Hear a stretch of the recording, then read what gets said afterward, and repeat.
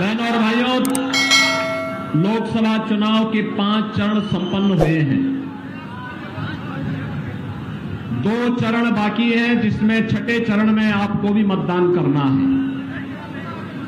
लेकिन पूरे देश के अंदर अलग अलग राज्यों में जाने का मुझे अवसर प्राप्त हुआ है और पूरे देश के अंदर जो लहर है, जो नारे गूंज रहे हैं, जनता जनार्दन के मन में जो भाव है, जो उनकी भावनाएं हैं, उसको देख के मैं कह सकता हूं कि 4 जून के परिणाम के बारे में किसी को भी रति भर भी संदेह नहीं है, क्योंकि पूरे देश के अंदर एक ही नारा गूंज रहा है, एक ही संकल्प गूंज रहा है, और वह है कि फिर एक बार, डुमरियागंज की भाषा में बोलो, फिर एक बार, फिर एक बार, और अब की बार। तो 400 पार के मुद्दे को लेकर के, नारे को लेकर के तो समाजवादी पार्टी चारों खाने चित हो जाती है। बहनों और भाइयों, ये चारों 400 पार की जब बात होती है तो समाजवादी पार्टी तो कुल 63 सीट पे चुनाव लड़ रही है, और 63 सीटों पर भी इनकी जमानतें जब्त हो रही हैं।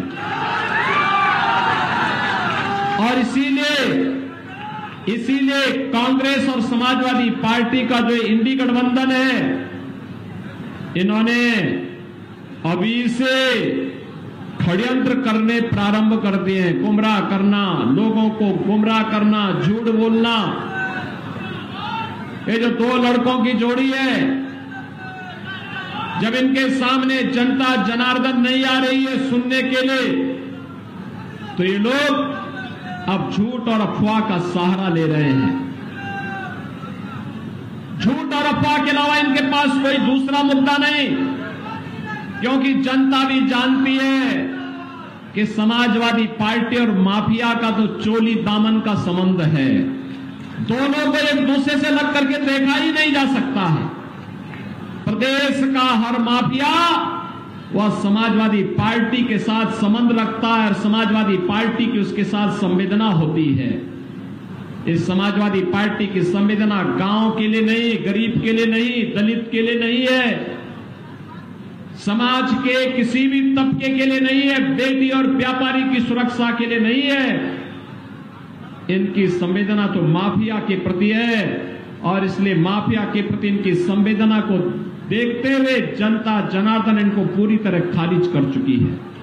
ये 14 में चुनाव हारे हैं, 17 में चुनाव हारे हैं, 19 में चुनाव हारे हैं, 22 में भी जनता जनार्दन ने इनको चारों खाने चित किया है, और फिर 24 में भी एक नए संकल्प के साथ हम लोग आए हैं कि फिर एक बार मोदी सरकार बनाने का जो हमारा संकल्प है, ये मोदी जी के द्वारा पिछले 10 वर्ष के अंदर किए गए कार्यों के प्रति, उनके प्रति कृतज्ञता ज्ञापित करने का एक अवसर हम सब के लिए है। बहनों और भाइयों, आप सबकी, हम सबकी पीढ़ी सौभाग्यशाली है कि हमने बदलते हुए भारत को देखा है। हम कह सकते हैं अपनी वर्तमान और भावी पीढ़ी को कि जब भारत आत्मनिर्भर और विकसित भारत की यात्रा को आगे बढ़ा रहा था, तब हमने अपनी आंखों से देखा है, और उस यात्रा के हम भी सहभागी रहे हैं। उस यात्रा में हम लोगों ने भी भारत को नए भारत के रूप में स्थापित करने में अपना योगदान दिया है। हम सब कह सकते हैं। आज आप देख रहे होंगे, दुनिया के अंदर कोई भारतीय जाता है, उसका सम्मान होता है। भारत का दुनिया के अंदर सम्मान है, सीमाएं सुरक्षित हैं, आतंकवाद और नक्सलवाद का सफाया हुआ है, और अब तो पटाखा भी जोर से फटेगा तो पाकिस्तान पहले सफाई देता है, कहता है मेरा हाथ नहीं है। पहले सोचो, एक कांग्रेस और समाजवादी पार्टी की सरकार थी, आतंकी वारदात होती थी, सुबह उठते ही एक नए घोटाले से समाचार पत्रों में एक नया घोटाला हमें देखने को मिलता था, और सायकाल होते होते आतंकी वारदात की खबर आ जाती थी। बहन और भाइयों, जब हम लोग उस समय सांसद के रूप में संसद में इन मुद्दों को उठाते थे तो सरकार की ओर से क्या जवाब आता था? एक कांग्रेस और समाजवादी पार्टी की सरकार थी, ये लोग कहते थे कि आतंकवादी तो सीमा पार के हैं। हम कहते थे कि भाई सीमा पार के तो निपटो उनसे। इतनी फोर्स, इतना सब कुछ संसाधन, ये किसके लिए जब हम अपने नागरिकों को सुरक्षित नहीं कर पा रहे हैं? लेकिन इनकी लाचारगी देखते हुए बनती थी। और आज आतंकवाद और नक्सलवाद को तो समाप्त किया ही है। मोदी जी के नेतृत्व में आज पटाखा भी फट जाए ना तो ये पाकिस्तान सबसे पहले सफाई देते हुए कहता कि साहब मेरा हाथ नहीं है, क्योंकि पाकिस्तान को मालूम है कि नया हिंदुस्तान है, ये उसे मालूम है नया भारत है, छेड़ेगा नहीं। लेकिन अगर कोई छेड़ेगा तो उसको छोड़ेगा भी नहीं। और इसीलिए वह अब भारत को छेड़ने में, भारत के अंदर किसी भी प्रकार की गतिविधि को आगे बढ़ाने में भयभीत होता है। उसको मालूम है जैसे उसने किया, भारत के बहादुर जवान एयर स्ट्राइक और सर्जिकल स्ट्राइक के लिए हमेशा तैयार बैठे हैं। बहनों और भाइयों, एक तरफ सुरक्षित भारत और दूसरी तरफ विकसित भारत की परिकल्पना को साकार किया जा रहा है। याद करिए, सिद्धार्थनगर, गोरखपुर से सिद्धार्थनगर होते हुए बलरामपुर मुझे अक्सर जाना होता था और मुझे 6 से 8 घंटे लगते थे। सड़कें खराब थी, चलना फिरना मुश्किल था। लखनऊ नहीं जा सकते थे, गोरखपुर नहीं जा सकते थे, बस्ती नहीं जा सकते थे, नेपाल नहीं जा सकते थे, बलरामपुर नहीं जा सकते थे। हर ओर की सड़कें खराब थी। आज यहाँ की अच्छी सड़कें, बाढ़ बचाव के बेहतर उपाय हो रहे हैं। अब तो आपके पास अपना मेडिकल कॉलेज भी हो गया है और माधव बाबू के नाम पर, माधव प्रसाद त्रिपाठी जी के नाम पर मेडिकल कॉलेज का निर्माण हमारी सरकार ने आपके जनपद सिद्धार्थनगर के अंदर किया है। बहनों और भाइयों, बोलिए इन लोगों से, जो लोग आज जातिवाद की बात करते हैं, इन लोगों से बोलिए कि माधव प्रसाद त्रिपाठी जी के नाम पे मेडिकल कॉलेज का निर्माण ये उत्तर प्रदेश में भारतीय जनता पार्टी की योगी जी की सरकार ने कराया है। और मेडिकल कॉलेज की पढ़ाई नहीं शुरू हुई है, अगले सत्र में हम नर्सिंग की पढ़ाई भी यहां शुरुआत करने जा रहे हैं। बहनों और भाइयों, आज देश प्रदेश गोरखपुर में आपने एम्स देखा होगा, फर्टिलाइजर कारखाना देखा होगा, अयोध्या का इंटरनेशनल एयरपोर्ट और मर्यादा पुरुषोत्तम भगवान श्री राम विराजमान बाद में हुए। पहले महर्षि वाल्मीकि के नाम पर इंटरनेशनल एयरपोर्ट का नामकरण किया गया। पहले महर्षि वाल्मीकि के नाम पे इंटरनेशनल एयरपोर्ट का नामकरण अयोध्या में किया गया।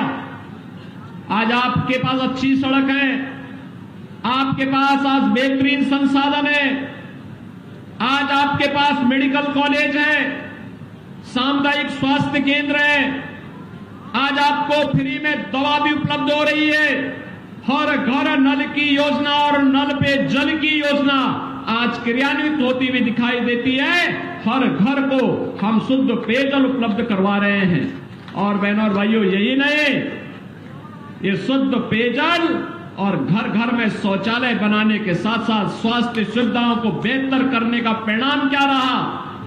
2017 के पहले जो मासूम यहां का दम तोड़ता था इंसेफ्लाइटिस से, आज इस बीमारी का भी हमने माफिया की तरह इस बीमारी का भी खात्मा कर दिया है।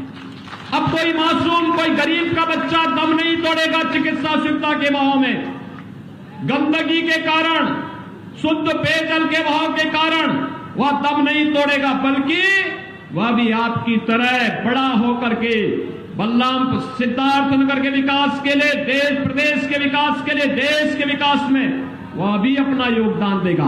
आज IIT बन रहे हैं, IIM बन रहे हैं, IIIT, NIT जैसे संस्थान बन रहे हैं, एम्स बन रहे हैं। उत्तर प्रदेश में 2 एम्स बन चुके हैं। लगातार इस प्रक्रिया को आगे बढ़ाया जा रहा है।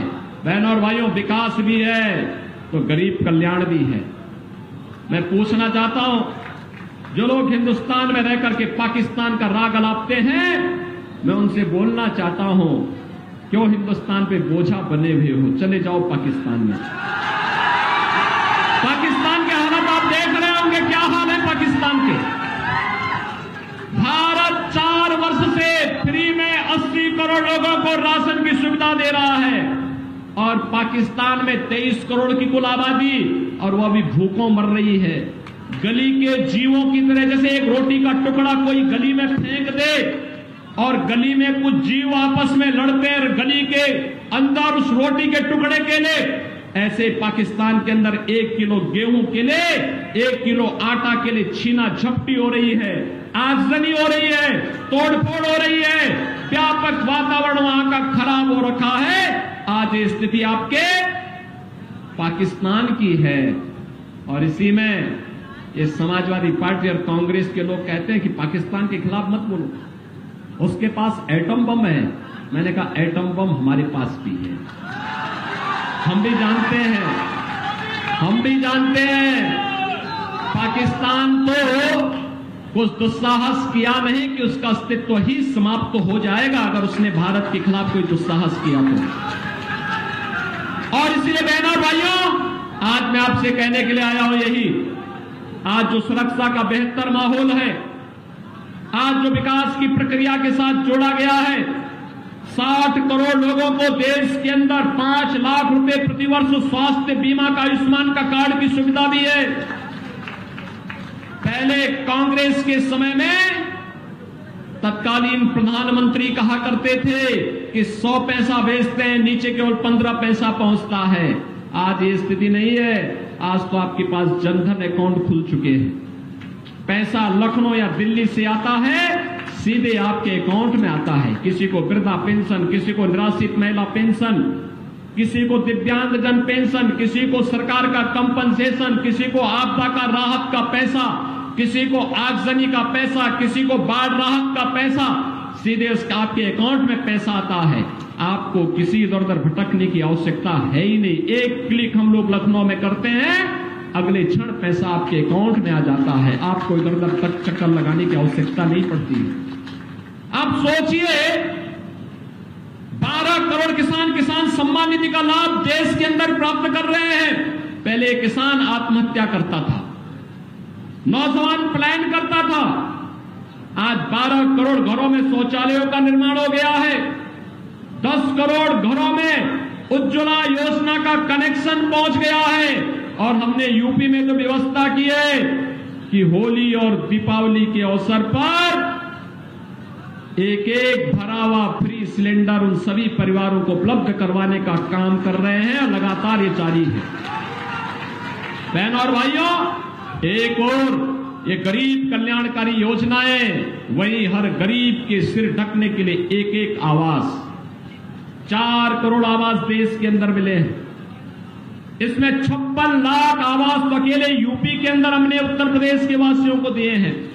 और मोदी जी ने घोषणा की है, चुनाव परिणाम आने दीजिए, फिर एक बार मोदी सरकार जब बनेगी तो बनते ही 70 वर्ष से ऊपर के हरेक व्यक्ति को, 70 वर्ष से ऊपर के हरेक व्यक्ति को प्रतिवर्ष 5 लाख रुपए की स्वास्थ्य बीमा की सुविधा उपलब्ध करवाएंगे। 5 लाख का उपचार वह कहीं भी देश के अंदर जाके करा सकता है। और यही नहीं, जो बचे हुए गरीब हैं उनके भी अगले 5 वर्ष के अंदर आवास बनाने का काम कोई करेगा तो ये कह दिया है भारतीय जनता पार्टी की मोदी सरकार कराएगी। बहनों और भाइयों, आज आपके पास बाढ़ बचाव के भी बेहतर उपाय हो चुके हैं। विकास भी है, सम्मान भी है, सुरक्षा भी है, गरीब कल्याण भी है। इन सबको आगे बढ़ाने के साथ साथ आज के दिन पर आप में से कितने लोग अयोध्या दर्शन करने के लिए गए? वाह भाई, पूरा सिद्धार्थ नगर ही दर्शन करके आ गया। इधर अयोध्या अब अच्छी लग रही है ना? लग रही है ना? देखो, हमें अवसर मिला तो अयोध्या में रामलला को विराजमान कर दिया। और इस समाजवादी पार्टी के लोग राम भक्तों पर गोली चलाते थे। समाजवादी पार्टी के महासचिव का बयान आपने पढ़ा होगा, क्या कहते हैं? कहते हैं राम मंदिर बेकार बना है। अरे बेकार तुम अपने आप को नहीं कहते हो, राम तो जगत नियंता है, परमपिता परमेश्वर है, वह तो इस सृष्टि के रचयिता है और राम के बगैर हमारा कोई काम नहीं, और जो राम का नहीं वो हमारे किसी।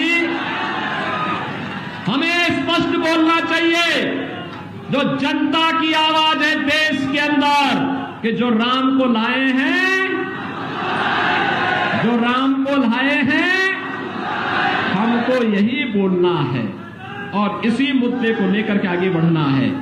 ये राम भक्तों पर गोली चलाते थे। याद करिए, जब ये सपा और कांग्रेस का गठबंधन होता है, कोई अनर्थ जरूर होता है। जब केंद्र में कांग्रेस की सरकार थी, प्रदेश में समाजवादी पार्टी की सरकार थी, तब अयोध्या में राम जन्मभूमि पर आतंकी हमला हुआ था, काशी में संकट मोचन मंदिर पर आतंकी हमला हुआ था, तब अयोध्या, लखनऊ और वाराणसी की कचहरियों पर हमला हुआ था। और अखिलेश यादव जब मुख्यमंत्री बने थे, इन्होंने सबसे पहला काम क्या किया था मालूम है? आतंकवादियों पर दायर मुकदमों को वापस लेने का शर्मनाक काम किया था। और तब न्यायालय ने इनको कहा था कि आतंकवादी छूटेंगे नहीं। शर्म आनी चाहिए सरकार में बैठे हुए लोगों को कि आज आतंकवादियों के मुकदमों को वापस ले रहे हो, कल इनकी पद्म पुरस्कार के लिए सिफारिश करोगे। बहनों और भाइयों, ये लोग आतंकवादियों के आका है, ये माफियाओं के सरपरस्त हैं और इसीलिए हर अपराधी और माफिया 2017 के पहले जनता का खून चूसता था, गरीबों की जमीनों पर कब्जा करता था, फिरौती वसूली करता था, बेटी की सुरक्षा के लिए खतरे बने हुए थे। और आज जब इन सभी माफियाज को हम लोगों ने उल्टा टांगने का काम किया है, कुछ लोगों की राम नाम सत्य की यात्रा निकल गई है, तो अब समाजवादी पार्टी को पीड़ा होने लगती है, उनको पीड़ा होती है। ये क्या हो रहा है? ये किसी गरीब के साथ इनकी संवेदना नहीं है, किसी दलित के साथ इनकी संवेदना नहीं है, इनकी संवेदना माफिया के प्रति है। अभी आपने देखा होगा, ये गुरदान तो माफिया मरा था, उस माफिया के यहां मातम मनाने के लिए समाजवादी पार्टी के लोग पहुंचे हुए थे। देखा होगा ना आपने? देखो, कोई गरीब के साथ कोई घटना घटित हो जाए, इनकी संवेदना उस गरीब के साथ नहीं होती है। और इसीलिए आज मैं आपसे कहने के लिए आया हूं कि बहनों और भाइयों, हमें माफियाओं के सहयोगी, माफियाओं के सरपरस्त, अपराधियों के संरक्षणदाता, आतंकवादियों के आकाओं को फिर से देश की सत्ता में काबिज नहीं होने देना है, नहीं होने देना है। अगर आप कांग्रेस और समाजवादी पार्टी के मैनिफेस्टो को देखेंगे, एक खतरनाक साजिश है। एक अगर केवल कुछ ही पॉइंट उनको देखेंगे, उसमें वो कहते हैं कि अनुसूचित जाति, जनजाति और पिछड़ी जाति को मिलने वाले आरक्षण में से एक हिस्सा मुसलमान को दे देंगे। क्या आप अपना आरक्षण का अधिकार उनको देने देंगे क्या? अरे बाबा साहब भीमराव अम्बेडकर ने कहा था, हिंदुस्तान के अंदर धर्म के आधार पर आरक्षण नहीं हो सकता। लेकिन ये कांग्रेस और समाजवादी पार्टी के लोग संविधान विरोधी आचरण करना चाहते हैं। आप सोचो, कोई इनसे पूछता है कि कैसे गरीबी हटाएंगे, कहते हैं एक झटके में हटा देंगे।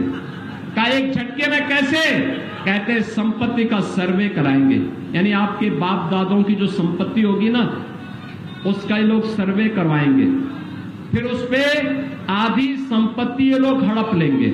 जमीन होगा, मकान होगा, कोई खलिहान की जमीन होगी आपकी, कोई जेवर होंगे, बैंक में पैसा होगा, आपके बाप दादों ने जो कमा के रखा हुआ है, उसमें से आधा ये लोग ले लेंगे और फिर उसको ये लोग उन लोगों को देंगे जो पाकिस्तान, बांग्लादेश और अफगानिस्तान से मुसलमान या घुसपैठिए के रूप में आए, रोहिंग्या के रूप में आए, उनको ये देने का काम करेंगे। क्या आप इसको स्वीकार करेंगे? क्या इसको स्वीकार करेंगे? क्या उसको ये कहते हैं वरासत टैक्स। ये वरासत टैक्स क्या हिंदुस्तान में लगने देंगे क्या?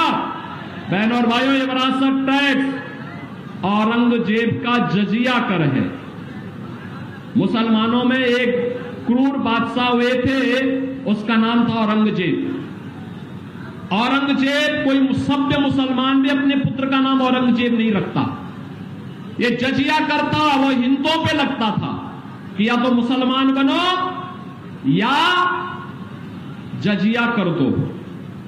और बहनों और भाइयों, जो नहीं देता था उसको सिर कलम कर दिया जाता था। ये काम मुगल काल में होता था। और आज हिंदुस्तान के अंदर कांग्रेस और समाजवादी गठबंधन विरासत टैक्स के नाम पर औरंगजेब का ये जजिया कर लगाना चाहता है। और जजिया कर इसलिए लगाना चाहता है जिससे भारत के अंदर आपको दबाया जा सके, आपकी भावनाओं को दबाया जा सके। किस रूप में लोग साजिश करते हैं? मैंने कहा ना, कोई मुसलमान भी अपने पुत्र का नाम औरंगजेब नहीं रखता, क्योंकि औरंगजेब ने अपने भाई की हत्या की थी और अपने बाप को भी जेल में बंद करके पानी के लिए तरसाया था, एक बूंद पानी के लिए तरसाया था। शाहजहांपुर में आप खुदा वक्त लाइब्रेरी पटना में जाकर के देखिए, उस लाइब्रेरी में शाहजहां की जीवनी के बारे में आप पढ़ेंगे, आप भी कहेंगे कि कमबख्त ऐसा पुत्र तो न हो तो अच्छा है।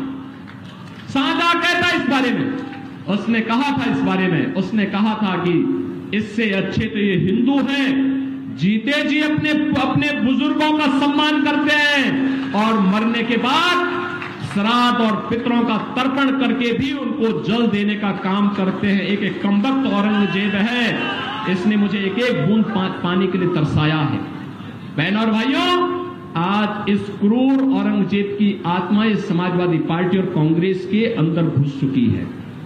इसीलिए विरासत टैक्स की बात कर रहा है। क्या आप ये विरासत टैक्स देंगे? क्या हिंदुस्तान देगा? क्या इसको स्वीकार करेगा? क्या? और इसीलिए हम लोग आए हैं। मोदी जी ने कहा है आत्मनिर्भर और विकसित भारत। विकसित आत्मनिर्भर भारत का मतलब हर नौजवान के हाथ को काम, हर किसान की खुशहाली, हर बहन और बेटी की सुरक्षा की पुख्ता व्यवस्था, इस सब के लिए लगातार कार्य करना है। और इसीलिए हम लोग आए हैं। भारतीय जनता पार्टी आज कमल चुनाव चिन्ह के साथ आपके पास आई है। बहनों और भाइयों, जिन माफियाओं को गोरखपुर की जनता ने लात मार करके बाहर किया है, संत कबीर नगर की जनता ने जिन्हें वहां से ठुकरा के भेजा है, सिद्धार्थ नगर, यह तो महात्मा बुद्ध की धरती है, शांति और सौहार्द की धरती है। यहां पे माफिया को फिर से मत पनपने दीजिए। ये माफिया पनपेंगे तो गरीबों की संपत्ति पर कब्जा करेंगे। याद करिए, इसी डुमरियागंज में और इसी कपिलवस्तु में मुझे आंदोलन करने के लिए आना होता था, आंदोलन करते थे हम लोग और तब आपको न्याय मिल पाता था। ऐसी नौबत मत आने देना। ये माफिया किसी के नहीं है, ये तो केवल और केवल स्वार्थ के हैं। किसी भी गरीब की, किसी भी व्यापारी की, किसी की भी संपत्ति कब्जा करके और जबरन बंदूक की नोक पर उसे लिखवाने का काम करेंगे। यद्यपि हम इन माफियाओं को उल्टा टांग करके मिर्च का झोंका लगा करके इनको जीना आराम कर देंगे। लेकिन मैं फिर भी चेतावनी आपको देना चाहता हूं कि माफिया आएंगे फिर गुंडागिर्दी करने का प्रयास करेंगे, बेटी और व्यापारी की सुरक्षा के लिए खतरा बनेंगे, यहां पे रंगदारी वसूली करने का प्रयास करेंगे। रंगदारी वसूली मत करने देना।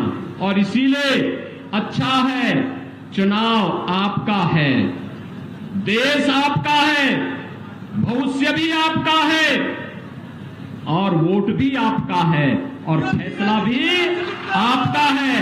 और यह फैसला फिर एक बार मोदी सरकार के लिए होना चाहिए। आप सहमत हैं? जगदंबिका पाल जी चुनाव जीत के जाएंगे? जाएंगे? बहनों और भाइयों, देखिए, इस उम्र में भी जिस जुझारूपन के साथ एक कार्य करते हैं, मैंने देखा है संसद में जाते हैं 10 बजे से 11 बजे से संसद सत्र में भाग लेते हैं, 4 बजे चल करके फिर सिद्धार्थनगर की जनता की सेवा के लिए लग जाते हैं, रात्रि भर चलते हैं, फिर अगले दिन सुबह 11 बजे संसद सत्र में जो व्यक्ति संसद सत्र के दौरान भी यहां से 1000 किलोमीटर दूर दिल्ली में जाके संसद सत्र पे अटेंड करके फिर जनता जनार्दन की सेवा में आके काम करता हो, जिस व्यक्ति ने न दिन देखा न रात देखा, न सर्दी देखी न गर्मी देखी, न बरसात में बाढ़ देखी, न किसी भी प्रकार के न्यूज को देखा, लगातार आपकी सेवा के लिए समर्पित भाव के साथ जो व्यक्ति कार्य किया है, उस व्यक्ति को फिर एक बार मौका दे जाने की आवश्यकता है। और इसीलिए पाल जी को फिर से सांसद बना के भेजने की आवश्यकता, भेजेंगे। सभी लोग सहमत हैं? सभी लोग सहमत हैं? दोनों हाथ जाके यहां भी इधर भी मुझे बताओ, दोनों ओर, चारों ओर, पीछे विद्यालयों में जितने लोग हैं, आगे बगल जितने लोग हैं, सब सहमत हैं, जिता के भेजेंगे। लेकिन बहनों और भाइयों, इसके लिए शर्त है, 2 बातें। आपको जिन लोगों ने आज उठाया है, आपके लिए 3 दिन का समय है प्रचार करने के लिए, 22, 23 और 24, 25 को चुनाव है।